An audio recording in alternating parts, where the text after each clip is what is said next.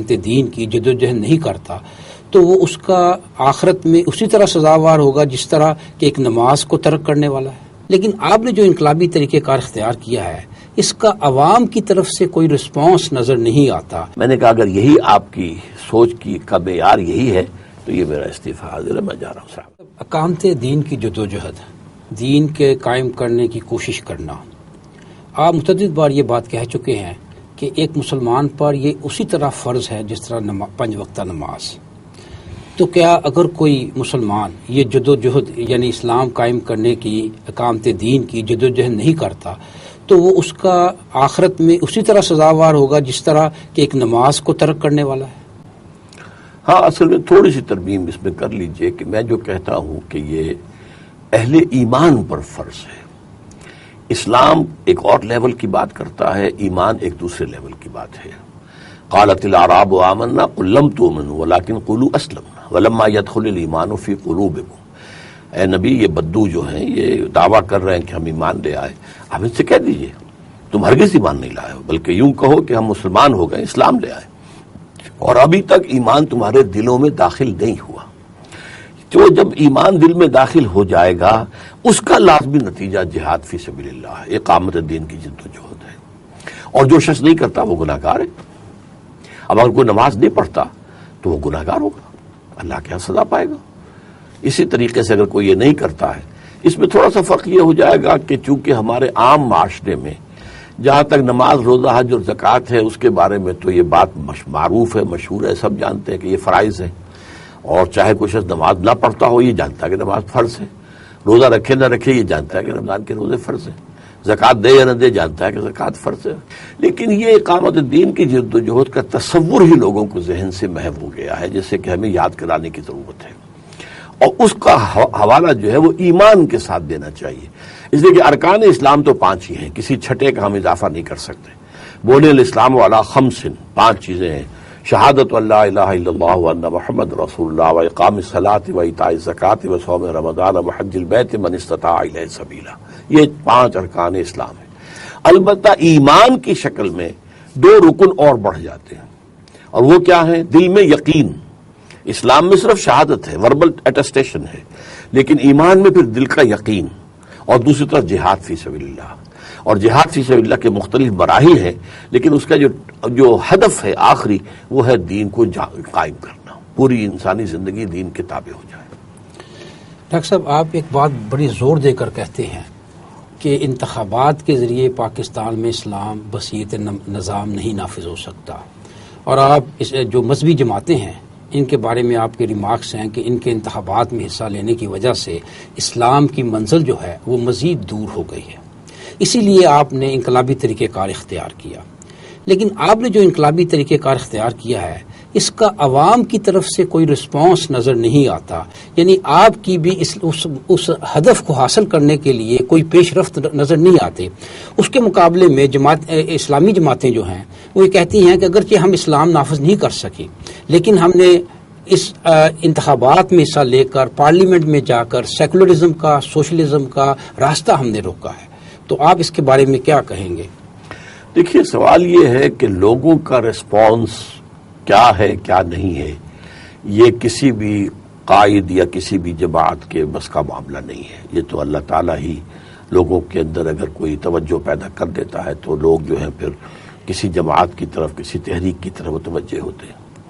لیکن یہ ہے کہ الیکشن کے ذریعے سے اصولی اعتبار سے سوچنے کی بات ہے کہ الیکشن لڑے جاتے ہیں کسی نظام کو چلانے کے لیے، اور نظام بدلنے کے لیے انقلاب لایا جاتا ہے. اب امریکہ کے اندر 2 پارٹیاں ہیں، الیکشن ان کے درمیان ہوتا ہے، ایک ریپبلکن ہے اور ایک ڈیموکریٹک. ان دونوں میں امریکہ کے نظام کے بارے میں کوئی اختلاف نہیں ہے. تھوڑا سا فرق ہوگا، کوئی امیگریشن پالیسی میں کچھ ہو جائے گا، ہیلتھ پالیسی میں ہو جائے گا، وغیرہ وغیرہ، ٹیکسیشن میں کوئی چھوٹ دینی ہے نہیں دینی ہے، بس. تو وہ جاتے ہیں الیکشن میں، ووٹرز فیصلہ کرتے ہیں. اس طرح برطانیہ میں آپ کو معلوم ہے جو کنزرویٹوز ہیں اور جو لیبر پارٹی، ان میں نظام کے بارے میں تو کوئی اختلاف نہیں.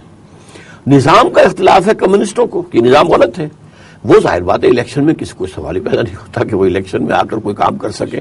وہ تو جیسا بھی ان کا طریقہ تھا انہوں نے اپنی دعوت پیش کی, سیلز بنائے, ایک کلاس کانشسنس پیدا کی, کلاس سٹرگل پیدا کی, اور اس کے نتیجے میں پھر جو بھی آیا, پھر زار کی فوجوں کا بھی مقابلہ کیا اور جانیں دی ہیں, انقلاب برپا کیا. تو انتخابات کے ذریعے سے کبھی بھی نظام نہیں بدلا جا سکتا. البتہ ہر کام کا کچھ نہ کچھ فائدہ تو ہوتا ہے. الیکشن میں حصہ لے کر کچھ جائیں لوگ اچھے تو کچھ نہ کچھ فائدہ تو ہو جائے گا. لیکن سوال یہ ہے کہ ہدف اگر ہے نظام کا بدلنا اور اسلامی نظام کا قائم کرنا, اس کے اعتبار سے بالکل بیکار ہے.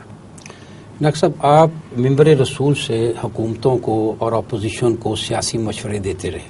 جی, اس میں آپ نے جمہوریت کو وصیت طرز حکومت مارشل لاء سے بہتر بھی قرار دیا, اور جب بھی انتخابات کا موقع آیا آپ نے صاف اور شفاف انتخابات کا مطالبہ کیا, غیر جانبدار انتخابات کا مطالبہ کیا. لیکن آپ کے اپنی جماعت میں جمہوریت نام کی کوئی شے نظر نہیں آتی.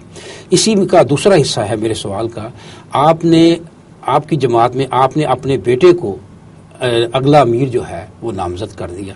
تو یہ کس طرح آپ اس کو جسٹیفائی کرتے ہیں؟ پہلی بات تو یہ ہے کہ جماعت کا معاملہ جو ہے, حکومت کا معاملہ, جماعت کا معاملہ, یہ ایک دوسرے سے بالکل مختلف چیزیں, ان کو ایک دوسرے پر قیاس نہیں کیا جا سکتا. حکومت وہ ہوتی ہے کہ جس کی ایک ٹیریٹوریل جورسڈکشن ہوتی ہے. یہ حدود ہیں واگا سے لے کر تورخم تک, یہاں پر رہنے والے جتنے بھی ہیں وہ سب اس حکومت کی پارٹی ہے, اس کے ممبر ہیں, شہری ہیں. لہٰذا اس کے لیے حکومت جو ہے وہ ان کی مرضی سے وجود میں آنی چاہیے. یہ بالکل ایک 2 اور 2 4 کی طرح کی بات ہے. جماعت کی کوئی ٹیریٹوریل جورسڈکشن نہیں ہے. جماعت میں جو شخص چاہتا ہے آپ شامل ہونا, جب چاہے شامل ہو جائے, جب چاہے چھوڑ کے چلا جائے. اس اعتبار سے ان دونوں کو گڑبڑ کرنا صحیح نہیں ہے. انقلابی جماعت ہمیشہ چلتی ہے کسی ایک قائد کی بنیاد پر. جمہوری جماعت کی بنیاد پر کوئی انقلاب نہ دنیا میں آیا ہے نہ آئے گا. وہ تو ایک ہی شخص, قائد اعظم کو جب لائف پریزیڈنٹ بنا دیا گیا مسلم لیگ کا, تب وہ مسلم لیگ حرکت میں آئی تھی. ورنہ اس سے پہلے تو وہ جیسے کہ کلب ایک ہوتا ہے, بس ایک انجمن تھی, ایک بیٹھ کے بڑے بڑے وڈیرے اور خان بہادر اور نواب لوگ جو تھے, نواب محمد اسماعیل خان اور نواب فلاں اور نواب زادہ لیاقت علی خان, یہ ان کی جو ہے ایک طرح کی بس انجمن تھی. لیکن یہ جب بنا ہے تو وہ تو پھر قائد اعظم جو ہے انہیں جب تا حیات صدر بنا دیا, کہاں گئی جمہوریت, ختم ہو گئی جمہوریت. تو اسی طریقے سے چونکہ وہ تحریک تھی, وہ ایک طرح کی تحریک تھی, اور مسلم لیگ جماعت بن ہی نہیں سکی, جبکہ کانگریس ایک جماعت تھی, اس میں کوئی شک نہیں ہے. لیکن یہ ہے کہ مسلم لیگ کوئی جماعت تھی نہیں, اسی لیے پاکستان بنا. جو تحریک کا خاصہ ہے کہ تحریک کا ہدف حاصل ہو جائے تو پھر وہ تحریک جو ہے وہ میلٹ اوے ہو جاتی ہے. اسی طرح مسلم لیگ ختم ہو گئی. تو ایک تو یہ بات ہے کہ ذہن میں اس کو علیحدہ رکھیے. ایک ہے کسی انقلابی جد و جہد کے لیے جماعت کا نظم, اور وہ ہوگا ایک سم و طاعت اور ڈسپلن کی بنیاد پر. اگرچہ مشورہ اس میں ہوگا لیکن آخری فیصلہ جو ہے وہ کسی قائد کا ایک ہوگا. اور ایک ہے جب حکومت کا نظم, ان میں بڑا فرق ہے. نمبر 2 یہ کہ تنظیم اسلامی میں میں نے اگر اپنے بیٹے کو نامزد کیا ہے تو اول تو پہلے دن سے تنظیم کے جو قواعد و ضوابط ہیں ان میں یہ طے تھا کہ یہ میرا پریروگیٹو ہوگا کہ میں اگر اپنے زندگی ہی میں کسی وجہ سے معذور ہو جاؤں تو میں کسی کو اپنا جانشین نامزد کر سکتا ہوں. تو دستور تنظیم اسلامی میں تو اس کی گنجائش تھی. پھر میں نے مشورے کیے ہیں بہت مفصل, اور اس کا ایک لمبی تاریخ ہے, اس کی تفصیل میں تو میں نہیں جا سکتا, وہ ریکارڈ پر بھی ہے کہ کتنے ہم نے اجلاس کیے ہیں, کتنے مشورے ہوئے ہیں, پھر اس کے اندر غور و فکر ہوا ہے. اور میرے ذہن میں تھا ہی نہیں عزیزم عاکف سعید, حافظ عاکف سعید کا نام سرے سے تھا ہی نہیں, بلکہ میں نے تو ایک موقع پر اپنی وصیت کے طور پر اگر لکھا تھا تو کسی اور کا نام لکھا تھا. لیکن یہ کہ پھر ان مشورے کے دوران جو باتیں سامنے آئی ہیں اس کی بنا پر میں نے سمجھا کہ یہی موضوع ترین ہے. اور ظاہر بات ہے کہ یہ جو ہے کوئی میرا بیٹا ہونا ڈسکوالیفیکیشن نہیں ہے. یہ بات خاص طور پر ہمارے ایک بڑے سینئر رکن جو ہے رفیقی تنظیم ہے اور ایک تنظیم کے امیر بھی ہیں عقیلی صاحب, عبداللطیف عقیلی صاحب, انہوں نے مجھ سے کہا ڈاکٹر صاحب بیٹا ہونا کوئی ڈسکوالیفیکیشن تو نہیں. تو خیر میں نے بہرحال اس کا فیصلہ کیا ہے تو یہ سوچ سمجھ کے کیا ہے. آپ کے بیٹے کا ذکر ہوا تو یہاں اس کا بھی اس کا ساتھ بھی اضافہ کرتا, غالباً آپ کے یہی وہ بیٹے تھے جن کی آپ نے شادی محرم الحرام میں کی تھی. یہ وہ مہینہ ہے جو ہمارے یہاں ایک فرقہ سوگ کے طور پر مناتا ہے, تو اس سے اس فرقے کے جذبات کو ٹھیس نہیں پہنچی؟ اچھا، مجھے اندازہ اتنا نہیں تھا کہ ان کے جذبات اتنے ہرٹ ہوں گے جتنا کہ اس کے بعد جو صورتحال ہوئی اس کو سے سامنے آیا ہے.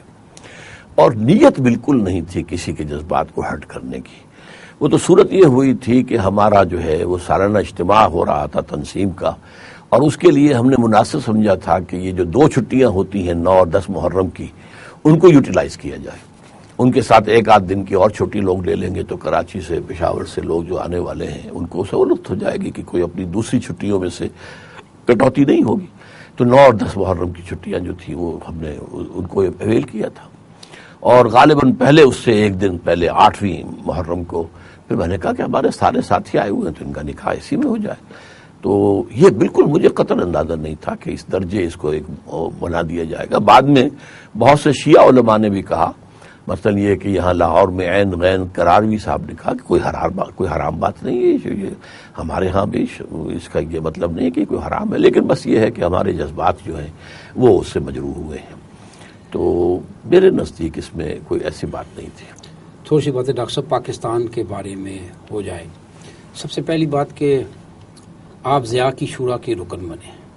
ضیاء الحق صاحب وہ صاحب تھے جنہوں نے اسلام کو اپنے اقتدار کی طوالت کے لیے استعمال کیا، اور انتخابات کے بارے میں مختلف مواقع پر وہ غلط وعدے کرتے رہے.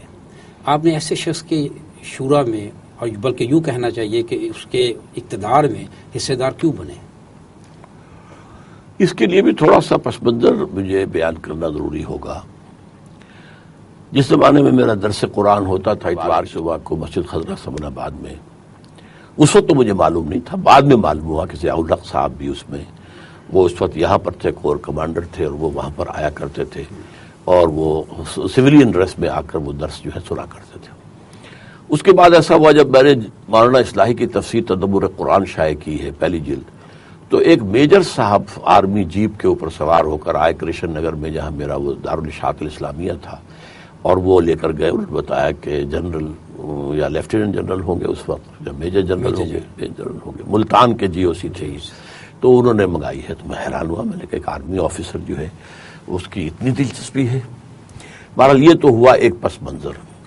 اس کے بعد جب ان کی حکومت آ گئی ہے، پھر انہوں نے اصل میں جو ہائی جیک کیا PNA کی تحریک میں، جو جوش اور خروش اسلام کے حوالے سے پیدا ہو گیا تھا، اسی کا لبادہ اڑ کر یہ سامنے آ گئے. اب ظاہر بات ہے کہ ہم کسی کی نیت کسی کے دل میں اتر کر تو نہیں دیکھ سکتے. وہ تو حالات و واقعات بعد میں بتاتے ہیں کہ کسی شخص کی اصل نیت کیا تھی، کیا ارادہ تھا، کیا مقصد تھا. لیکن جس یعنی زور شور سے انہوں نے اسلام کا نام لیا، تو ہم نے کہا شاید انہی کے ہاتھوں سے کوئی کام ہو جائے. ہمیں تو اسلام کا کام مطلوب ہے. لیکن یہ کہ انہوں نے پہلے مجھے آفر کی وزارت کی، اور یہ سن 80 میں جو پہلی وزارت بنی تھی، جن میں جماعت اسلامی کے لوگ بھی تھے اور JUI کے لوگ بھی تھے، اس کو ڈسمس کیا تھا انہوں نے. اور پھر یہ جا رہے تھے عمرے کے لیے، اور کراچی میں ٹھہرے تھے چند دن. میں بھی کراچی میں تھا ان دنوں. میرے بڑے بیٹے عزیزم ڈاکٹر عارف رشید کا نکاح تھا وہاں. تو وہاں میرے پاس آئے ضیاء الحق صاحب کے ایک سالے، بڑے سالے ڈاکٹر نور الہی، سرجن ہیں، بہت نیک، اللہ کرے کہ ابھی تک زندہ ہو، بقید حیات ہو، بہت نیک آدمی. وہ آئے کہ ضیاء صاحب یہ کہہ رہے ہیں کہ ڈاکٹر صاحب سے کہیں کہ اگر کوئی کام کرنا ہے تو میدان میں آئیں، میں واپس آ کر عمرے سے نئی کابینہ کا اعلان کروں گا تو کوئی وزارت وہ سنبھالے اور کام کرے. میں نے ان کو 2 ٹوک جواب دیا. میں نے کہا ان سے کہہ دیجئے معذرت 2 وجوہات سے. ایک تو میرے اندر اس کی صلاحیت نہیں ہے، میں کوریڈورز آف پاور میں گھوما پھرا نہیں ہوں، نہیں آیا نہیں گیا ہوں، مجھے وہاں کے آداب واداب طریقوں کا کوئی علم نہیں ہے. دوسرے یہ ہے کہ آپ کرنے ہمیں کچھ نہیں دیں گے، اصل حکومت تو فوج کی ہے، اور بدنامی ہمارے آئے گی کہ یہ جو ہے یہ وزارت میں کچھ نہیں کر سکی، یہ نکمے لوگ نکلے. تو میں اس کے لیے تیار نہیں ہوں. بہرحال یہ ایک حصہ ختم ہوا. اس کے بعد مرحلہ آیا اس کا. اسی دوران میں وہ بات بھی ہوئی کہ یہ آئے اور مسجد دارالسلام میں جہاں میرا جمعہ ہوتا تھا، یہ جمعے کی نماز پڑھنے کے لیے اطلاع ہوئی کہ آئیں گے. بہت اس کے جو تھی آس پاس پہرے وغیرہ لگے ہوئے تھے. بہرحال میں نے وہاں پر چونکہ پہلی صف میں ان کے لیے جگہ رکھی گئی تھی، یہ موجود تھے، تو میں نے 2 باتیں خاص طور پر کہیں. ایک تو یہ کہ آپ کو سوچنا چاہیے کہ آپ کے دور میں لڑکیوں کی پہلی ہاکی ٹیم جو ہے ملک سے باہر جا رہی ہے. کہاں ہے اسلام کو جس اسلام کا آپ نام لیتے ہیں، کیا اس سے اس کی اجازت ملتی ہے؟ اچھا اس کو تو انہوں نے واقعتاً میری بات سن کر اور اسی روز اعلان کر دیا کہ ہاکی ٹیم باہر نہیں جائے گی خواتین کی. دوسری میں نے ایک بات کی تھی کرکٹ کے بارے میں، بہرحال اس کو انہوں نے درخورے اتنا نہیں سمجھا. بہرحال اسی زمانے میں ڈاکٹر ابصار صاحب جو ہمارے قرآن اکیڈمی کے میرے چھوٹے بھائی سب سے جو ہے ڈائریکٹر تھے، انہوں نے ایک پروپوزل وہاں بھیج دی کہ پاکستان ٹیلی ویژن کے اوپر کوئی دینی درس قرآن کا پروگرام، انہوں نے اس کو پاس کر کے بھیج دیا. اور یہاں کے پی ٹی وی والوں نے مجھ سے بات کی، میں نے کہا ٹھیک ہے ہفتے وار درس ہو سکتا ہے. تو الہدا کا پروگرام چلا. اب ظاہر بات ہے یہ بھی اسی کے کرنے سے ہوا، کوئی اور شخص ہوتا تو وہ کہاں اس نے اس بات کو ماننا تھا اور سننا تھا. تو اس پس منظر کے اندر جب ان کی بات آئی شورا کی، تو پھر میں نے یہ سوچا کہ جب میں اپنے ممبر سے بھی مشورے بھی دیتا ہوں، تنقیدیں بھی کرتا ہوں، اب ہم چاہیں یا نہ چاہیں، پسند ہو یا ناپسند، حکومت ان کی ہے، تو اس ملک کی بہتری کے لیے اور اس کے لیے کوئی مشورے دینا یا کسی غلط بات پر روکنا ٹوکنا یہ تو اچھی بات ہے، اور وہ میں کر رہا ہوں. اب اگر یہ جیسے انگریزی محاورہ ہے right from the horse's mouth, میں نے یہ بات سنی ہے، تو اگر right into the horse's ears جا کر کوئی بات کی جا سکتی ہو تو why not do it, why not avail it. اس دلیل سے میں نے شورا میں جانا جو ہے وہ منظور کر لیا. لیکن جہاں کا وہاں میں نے دیکھا کہ اس کے سارے اصول و ضوابط جو ہے، جو بھی اس کے لاہ عمل تھا، وہ پارلیمنٹ کا بنا دیا گیا. اب یہ جناب اس میں پوائنٹ آف آرڈر ہے، اب یہ ہے، اب اس کا جو ہے تحریک جو ہے اس کی ہے توہین کی ہوگی وغیرہ وغیرہ، پرسنل ہے، تو وقت ضائع ہونے والی بات. تو میں نے ان سے کہا بھی، میں نے کہا آپ نے تو شورا کی بات کی تھی، تو شورا اگر ہے تو آپ کو یہاں ہونا چاہیے، مشورہ سننا چاہیے. نہیں یہ بات تو مجھ تک پہنچ جاتی ہے، لوگوں کی رائے پہنچ جاتی ہے. یہ پہلے ہی سیشن کے دوران کی بات ہے. دوسرا سیشن شروع ہوا تو انہوں نے ایک بات ایسی کہہ دی اس کے اوپننگ سیشن میں، اوپننگ خطاب میں، کہ لوگ کہتے ہیں سیاسی عمل کو مت روکو مت روکو. یہی میرا سیاسی عمل ہے، یہی جو شورا ہے. اب میرے کان کھڑے ہوئے کہ یہ تو انہوں نے گویا کہ ہمیں اپنا سیاسی الائی قرار دیا ہے. تو میں نے اسی وقت طے کر لیا کہ آئی شل ریزائن. اور یہ بھی اسی دوران میں محسوس ہو گیا تھا کہ he doesn't mean any business, کچھ کام کرنے کو تیار نہیں ہے. یہ صرف جو ہے امریکہ کی جو جنرل پبلک اوپینین ہے اس کو یہ بتانے کے لیے کہ میری حکومت خالص فوجی نہیں ہے، بلکہ اس میں سویلینز بھی میرے ساتھ ہیں. یہ صرف ونڈو ڈریسنگ کی گئی ہے، کرنے کا کوئی ارادہ نہیں ہے کہ کوئی کام کرنے کا. تو میں نے دوسرے سیشن کے بعد ہی اسی کے دوران ان سے وقت مانگا تھا. میں استعفیٰ دینے کا فیصلہ کر چکا تھا، لیکن یہ کہ انہوں نے ٹائم نہیں دے سکے. کہا کہ میں لاہور آ رہا ہوں چند دنوں میں، وہاں آپ گورنر ہاؤس میں مجھ سے ملاقات کر لیں گے. میں نے کہا ٹھیک ہے. وہ آئے، انہوں نے پھر مجھے پیغام بھیج دیا کہ فلاں وقت آپ گورنر ہاؤس آ جائیں. میں وہاں چلا گیا. تو وہاں جا کر پھر جو ایک خاص نقطہ جو میں نے ان کے سامنے رکھا، میں نے کہا کہ یہ آپ اپنے ماتھے پر کلنک کا ٹیکا لیے پھر رہے ہیں. تو میں نے تو یہ محاورے کے طور پر استعمال کیا تھا، لیکن پھر مجھے احساس ہوا کہ ان کے ماتھے پر تو میرا بنی ہوئی ہے، تو یہ کلنک کا ٹیکا جو ہے اپنے ماتھے پر، تو اس سے پرسنل ہٹ. تو لیکن یہ اس شخص کا اندر تحمل بہت تھا، تو اس نے اس کو بالکل نوٹس نہیں لیا. کیوں کیسے کیوں کہہ رہے ہیں؟ میں نے کہا دیکھیے آپ نے ایک فیڈرل شریعت کورٹ قائم کی، اپنے ہینڈ پکڈ علماء کو وہاں جج بنایا. تقی عثمانی آپ کا چوائس ہے، پیر کرم شاہ آپ کا چوائس ہے، ملک غلام علی آپ کا چوائس. آپ نے ان کے ہاتھ پر ہتھکڑی باندھ دی کہ وہ مسلم فیملی لاز پر بھی بات نہیں کر سکتی. How come? میں یہ نہیں کہتا کہ جو میں کہتا ہوں وہ آپ کریں، میں نہیں کہتا، لیکن آپ اپنے ٹرسٹڈ جو علماء ہیں ان کو آپ نے بٹھایا ہے، ان کی ہتھکڑی کھول دیں.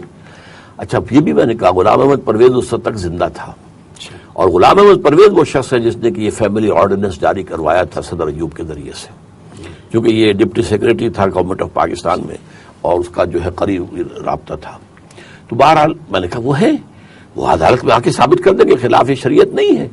تو میں راضی، میرا رب راضی. کہنے لگے پھر یہ خواتین کو کیسے مطمئن کریں گے؟ میں نے کہا اگر یہی آپ کی سوچ کی کا معیار یہی ہے تو یہ میرا استعفیٰ حاضر ہے، میں جا رہا ہوں. السلام علیکم. یہ واقعہ ہوا ہے 5 جولائی 1982 کو، اور میں نے شورا کے بھی صرف 2 سیشن اٹینڈ کیے. ان کا مجرم ہوں میں، لیکن یہ کہ پھر میں نے یہ رائے میری بن گئی تھی کہ he doesn't mean any business. انہیں تو اپنی حکومت کو لمبا کرنا ہے اور ہر ایک کو خوش کرنا، خواتین کو بھی راضی کرنا، ایکٹروں کو بھی، ایکٹریسوں کو بھی، سب کو بھی، مغنیات کو بھی، مغنیوں کو بھی، سب کو راضی کرنا ہے اور اس کے ساتھ اپنی حکومت چلانی ہے۔ کمایا